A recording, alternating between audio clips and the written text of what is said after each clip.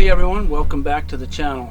Today we're going to familiarize ourselves with the display, the gears, how to turn the display on and off, the gear selector on the electric side and the manual side. Let me bring you in a little closer and I'll show you. Okay, I'm going to sit on the bike so it kind of appears that I'm riding. It's going to be a little hard to do it writing and talking and showing at the same time. But here's your display, and I'm going to go ahead and turn it on. And to turn it on, you've got a button, and just hold that down and it'll come on. It'll go through a little bit. Now through the camera it might be a little bit hard to see, but it's not. I have got the sun to the left side of me, so it's kind of shining down on it. But as you can see, you've got your battery power here. Here's your wattage. Right now I don't have any wattage going in because I'm not moving. Here is your speedometer. Says it'll go to 30. I've had it to 27. As you can see, we have ridden quite a bit. I've got 33 miles on here, and I'm in number 1. That is what I'm going to explain to you. Up here you have your minus, or plus and minus, excuse me, and that is just your information. So if I was to push this plus sign, you can see the number 1, 2, 3, 4, 5, and that's as high as it'll go. Press the minus and it'll go back down to 1. That right there is your pedal assist.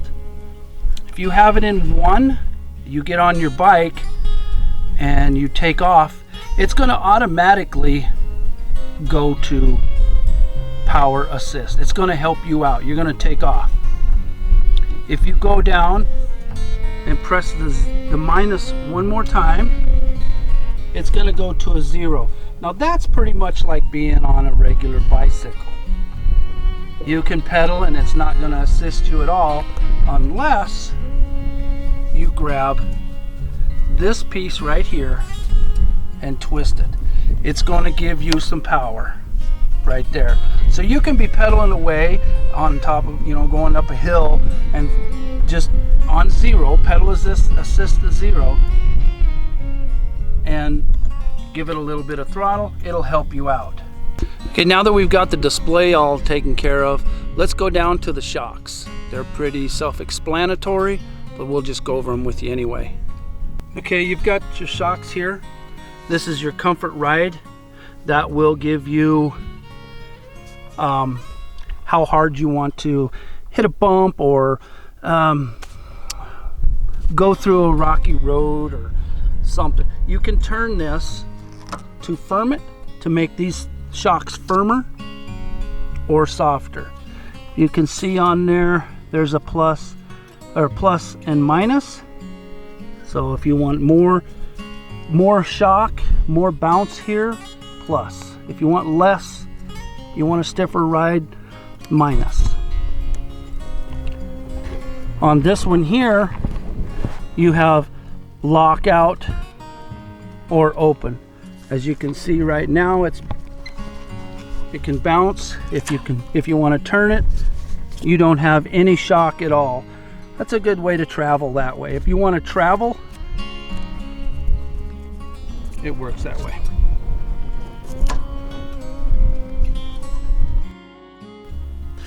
So now that Bub has given a great overview on how the controls on the Magicycle e-bike work, we're going to look at how easy it is to learn how to ride it. Now, other than riding behind him on the back of his Harley, I've never ridden any kind of a motorized bicycle before. So, oh, and I should mention, I haven't been on any kind of bicycle in about 15 years. So I was a little bit skeptical of whether or not it was going to be complicated or difficult to learn how to ride.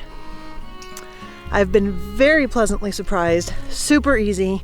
They do say, like riding a bicycle, once you learn, you don't forget, and it's true. You hop back on, right back to it.